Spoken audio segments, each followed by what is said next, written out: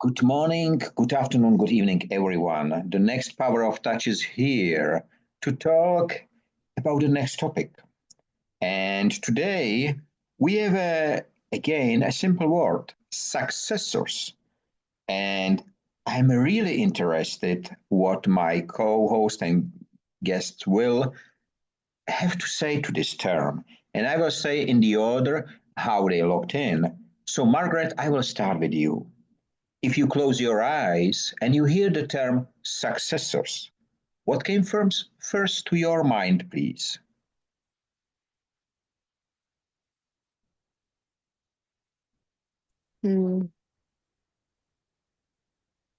Successors.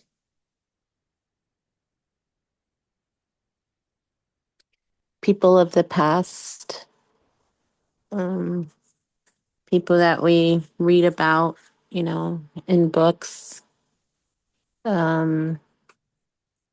kings, queens, presidents.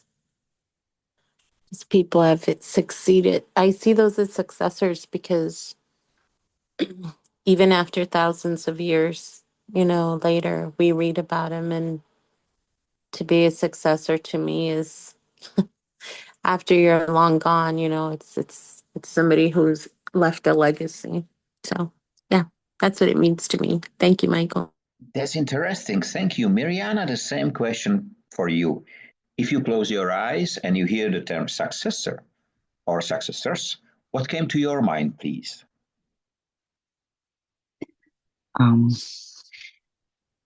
First thing that comes to my mind is that I am a successor of my family. My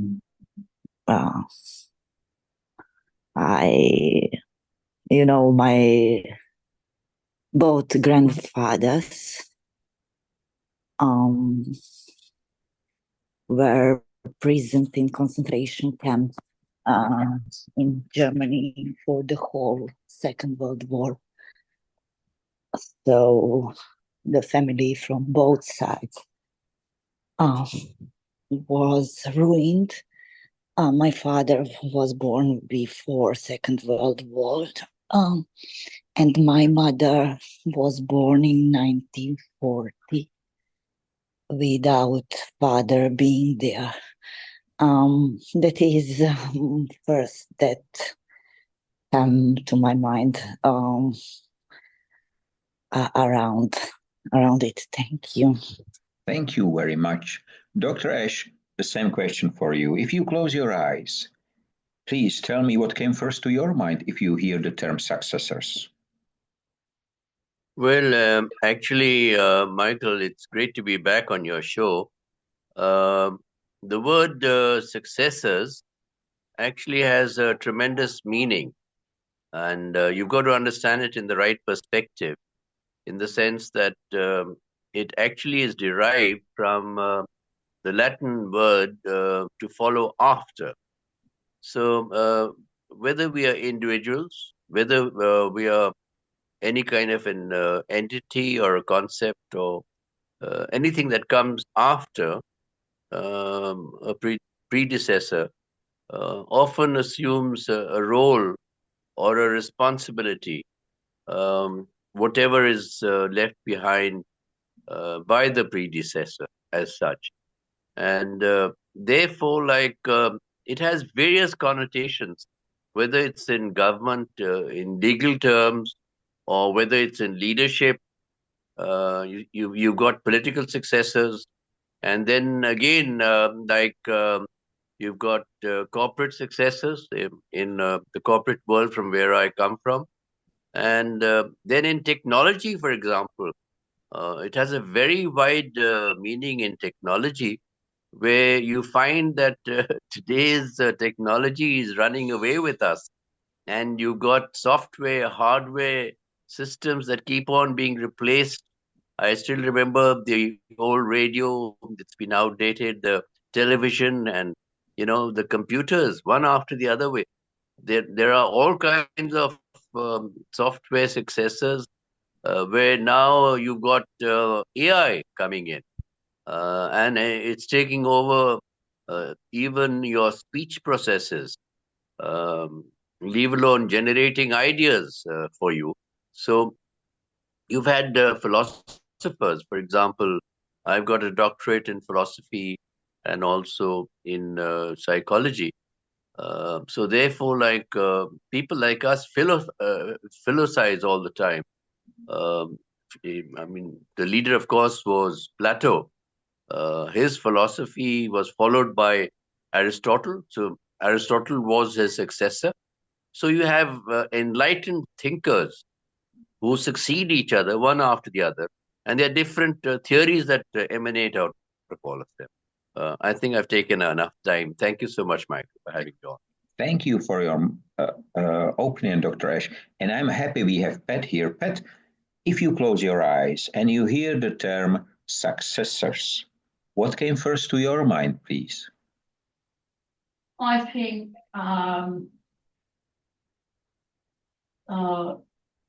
giving birth to a child and knowing that in that child some element of me is going to be given new and different expression, but it will retain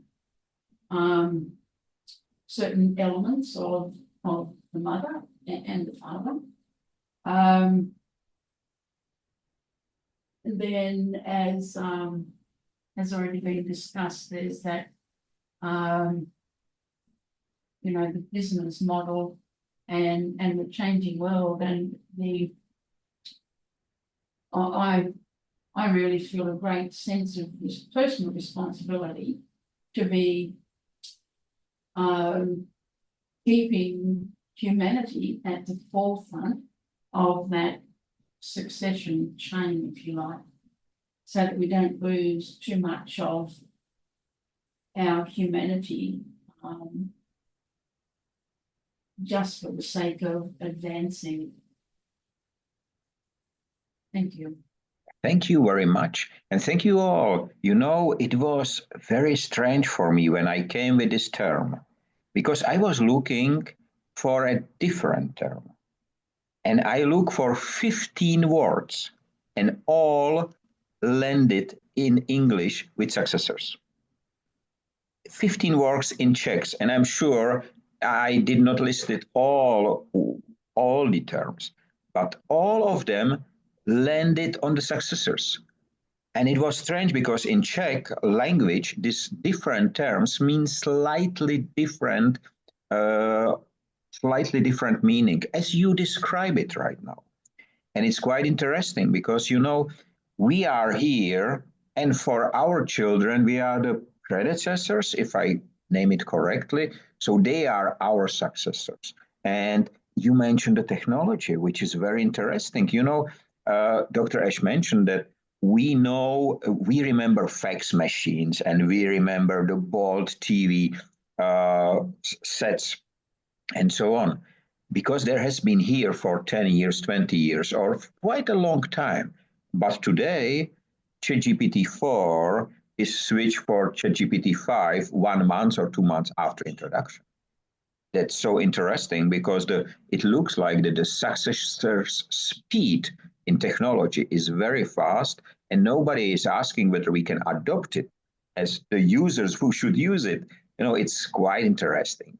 Margaret, from your perspective, because you was the first, if you consider yourself to be the predecessor and your child or children to be the successors, what you are the most proud, or what you would like to hand over in a way as the predecessors hand over the heritage to the successors? What is this one thing which you say, this is the most important one?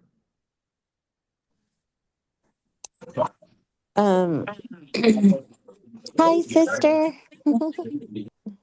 Beautiful, Charito. I would say the biggest success to me, I mean, if my daughter, you know, would be for her to have love, because to me that's the strongest source, you know, the strongest energy. If she has the power of love, you know, she's conquered everything. And I'm not talking about the, oh, I love you, and you know, your marriage vows love, and you know, that's not what I'm talking about. The power of love, meaning overall, where you have negativity and darkness and sickness and illness, and even in death, it'll conquer it. So, yeah, that's what I say. Thank you so much. Thank you very much. Mirjana, I will ask you, because you are the technology representative here, because you work all your life with technology. And I think that through your hands and eyes, there has been a generations of technological changes going. Do you see that the predecessors, in a way of speaking about the technology, have today the time to hand over their knowledge to the successors?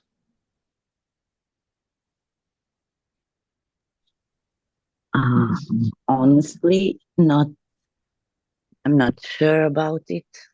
I see current state of technology as a revolution, and like with every revolution, it is with positive and negative sides, and it depends on what are the reasons behind for usage it. So positively spoken, yes, but negatively it can be big misunderstanding and forgetting past.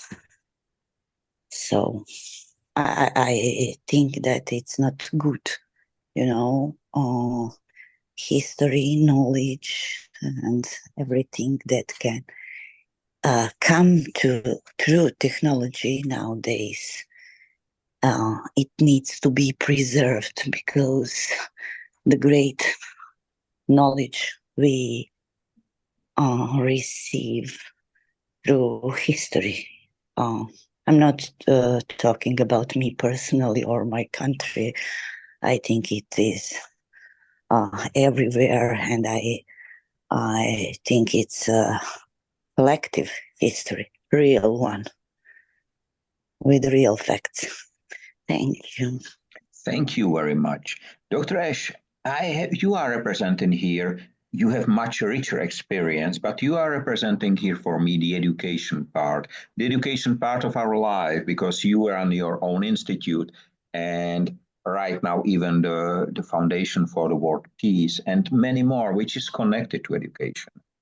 Do you really think that the current successors have time or ability to learn what was just described by Mirjana, to learn about the path, about the reality?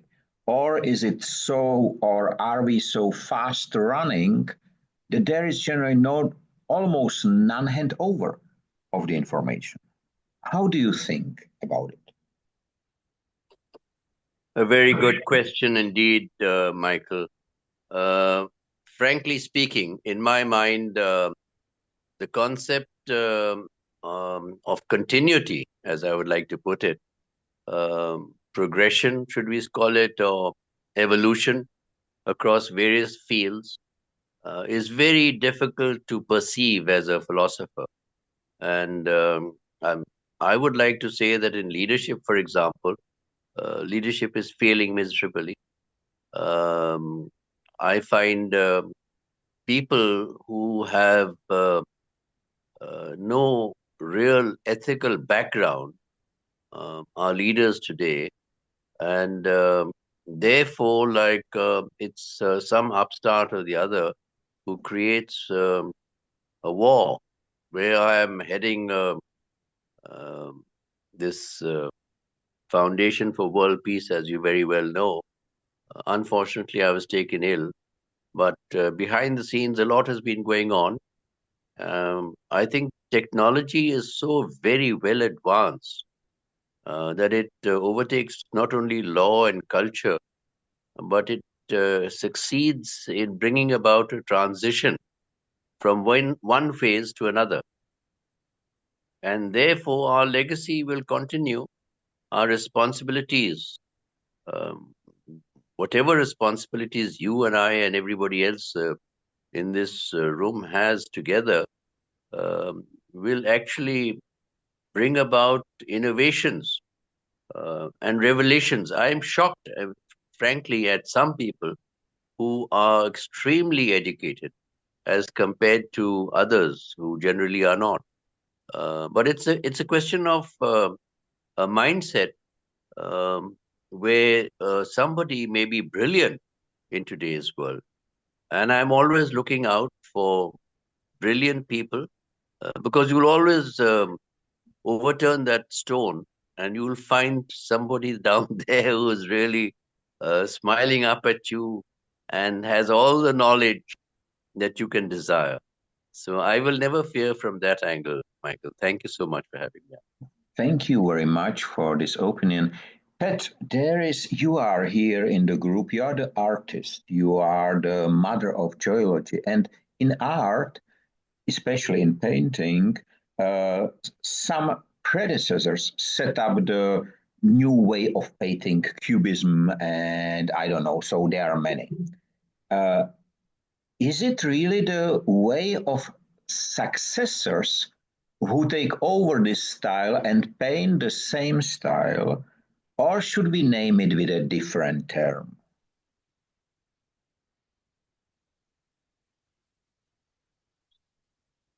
Well, I think with all the old art masters, each of them, something I love about all the old masters is each of them didn't just stop with one level or one range of expression. They experimented with tens, 20s, hundreds of different styles and techniques. And while they might have had a distinctive expression in most of their work, there's a plethora of work in the background that is their experimentation. And, something I've been seeking for myself and want to support clients with is to find my own place of what I call full self-expression. So to be expressed across all the areas that I would like to give a voice to, literally or figuratively, and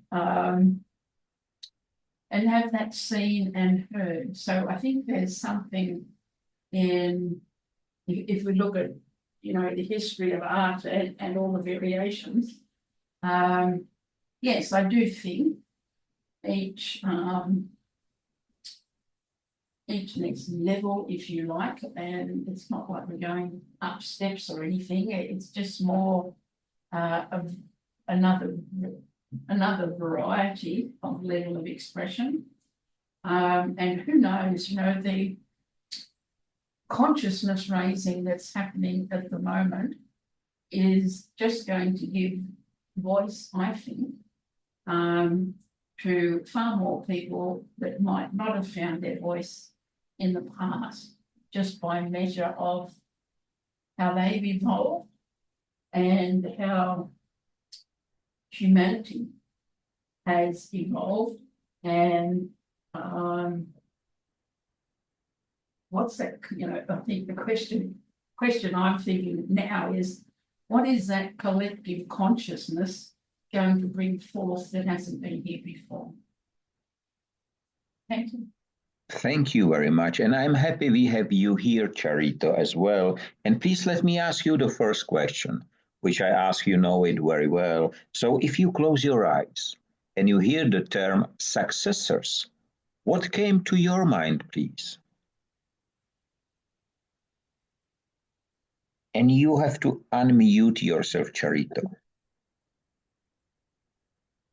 You are muted at the moment. I think she says, good evening, everyone.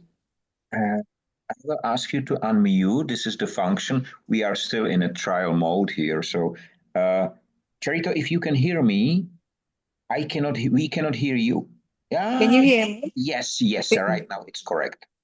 Actually, I sent a message to you right now and to everyone. Actually, I said sorry because I forgot to tell everyone that tonight I'm not going to have.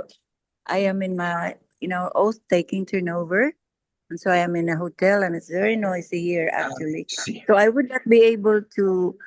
But I can see you. I can hear you, but I Okay. cannot speak. But right. I'm going to answer the successor. Because there's a lull in the noise. We're taking our dinner right now. So I think when you say successor, it's somebody who goes after. Oh, I'm sorry. I'm sorry. I have to go. Okay, I have to it's go. fine. It's fine. Thank Good you. evening. Bye-bye. I will mute Charito, which I did. So I think it's quite interesting. And it is interesting even with this new technology which we have in here, that we are leaving part of the heritage to the successors. We do it in a way of speaking to each other. We do it in a way of communicating across the oceans, across the globe. Still we do it. And we do it, as you know, for more than 2 years. And that's so interesting. Only this year we started to record because the old tool which was used on LinkedIn is not available anymore. But I think this is one way of the successor. You know, it is not the successor that we have been running on LinkedIn and they ended and everything stopped. No, we use another tool which bring us even more because we can record. It was impossible to record on LinkedIn. So, Margaret, you speak so nicely about your child, and will your heritage, not only the love itself, but you do a lot of work around, including the media and so on. Will this be the part, or better question, when will you introduce this part of you to your child? Well, everything that I do in front of her. Like right now, she's actually getting ready for school, so she knows what I'm doing. She can hear our conversation. And thank you for your question. But I think she always hears me. You know, she always listens, and as children always do. And so she's also actually talked about doing her own blogging and her own, when she was, I'm going to say she was 9 years old, actually was working as an assistant manager in a hotel. And she actually started a vlog, and it was about her fish. She did all the research. And so as being a speaker, you know, public speaking and stuff, all the time, I feel that she's had an introduction of what I do all the time, and she's, like I said, she's always listening. So she's, because she's heard me, I feel that she's encouraged. So she says she's going to begin this next year. This year she's focusing a lot on what she's currently doing in school with National Honor Society and all of these different things. So she said once she gets in high school, which is next school year, she will start doing her own videos and her own things. So I would say it's already been introduced, but thank you, Michael. I appreciate you. Thank you very much for the answer. It looks like this is, we can look at the live handover between predecessor and successor. But sometimes we just came as a successor because there is nobody who was there before, or as Mirjana expressed, unfortunately, both of her granddads has been lost in the war in concentration camps. So Mirjana, if there has been this, let's say, this disruption of the handover, I do believe that still in your family, there are memories handed over or feelings, or how is it? You cannot remember your granddads, but I think, or you do. Just one correction. They both of them survived it. Yeah, and came back after Second World War. My grandfather from my mother, he died after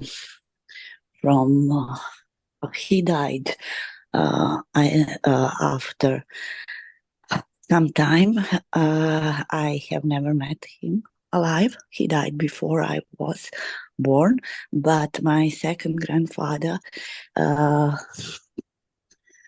he lived very long, and I remember everything. Both of them, they were not talking about it. But my both grandmothers talked a lot about that period, how they survived alone with children.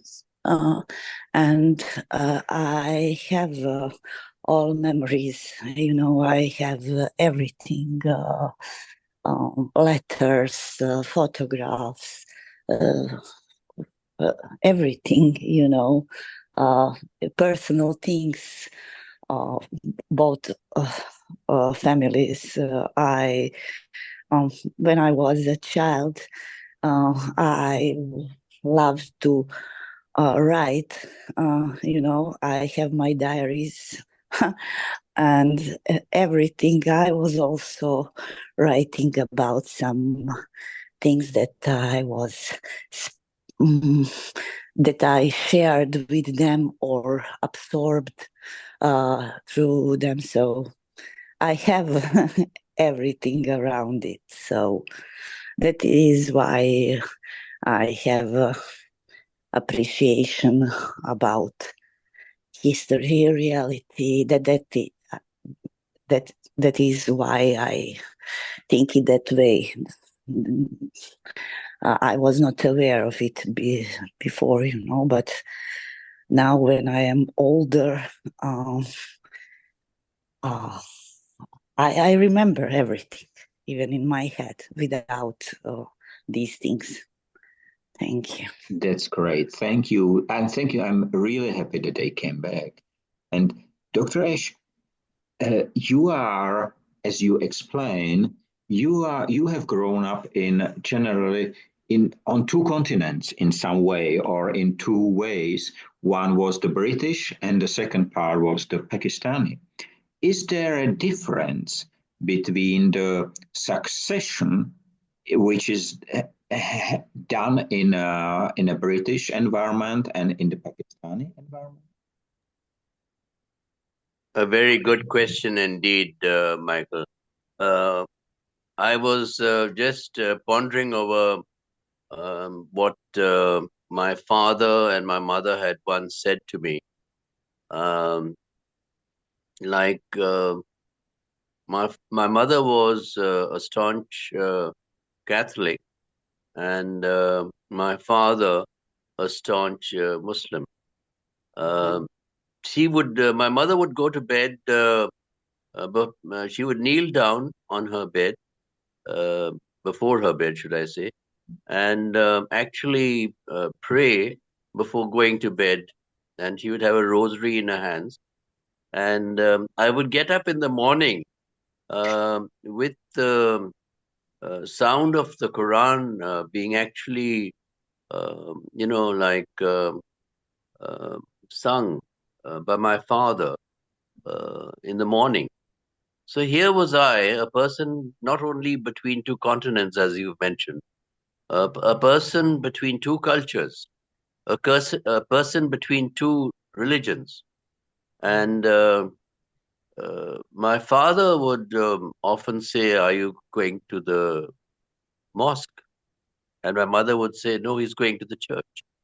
So I would accompany my mother to church on Sunday mornings, very dutifully. And on Fridays, I would accompany my father to the mosque. So here was I in between, pull between two faiths, um, different languages, of course, because my father belonged to Multan in Pakistan, which has a Saraiki kind of a language, which is quite different from Urdu, which is a common national language. Actually, English is the government language here, so I get on very well that way. But in England, of course, I felt very much at home. And whenever I'm there, whenever I'm visiting also, we have our family home there where I stay in North London. And I would say that I've had to learn a lot, much more. But at the same time, I feel very comfortable both in Pakistan because the people here are extremely friendly, very hospitable, and should I say, very welcoming. Um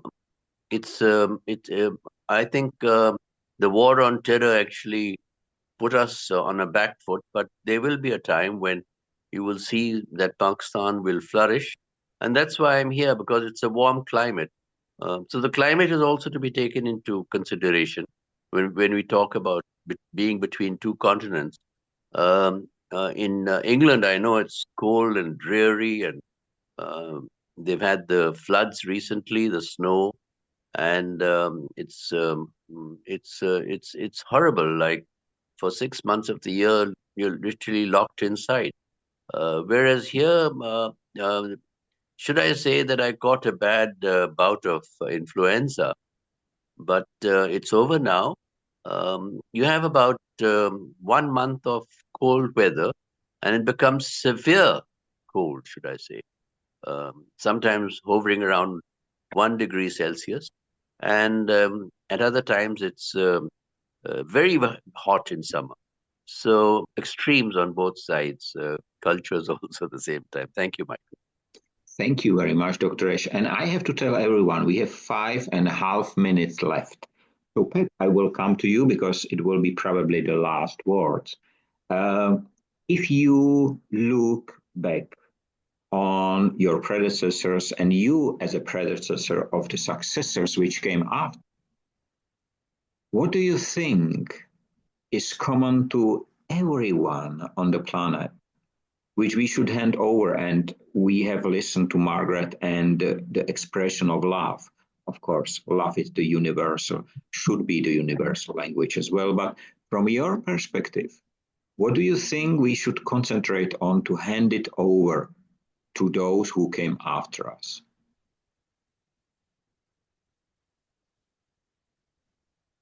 I'm sorry, who were you asking? You, Pat. I'm asking you. Sorry, thank you. The first thing I think of is in those relay races, they carry a baton, and that baton is passed forward. And I think all the strengths and the virtues, the values that we hold dear, especially now, need to be a very big component of that thing that we use to forward the game, to forward our progress, because I worry that with the fast pace of technology, that we may lose some of that.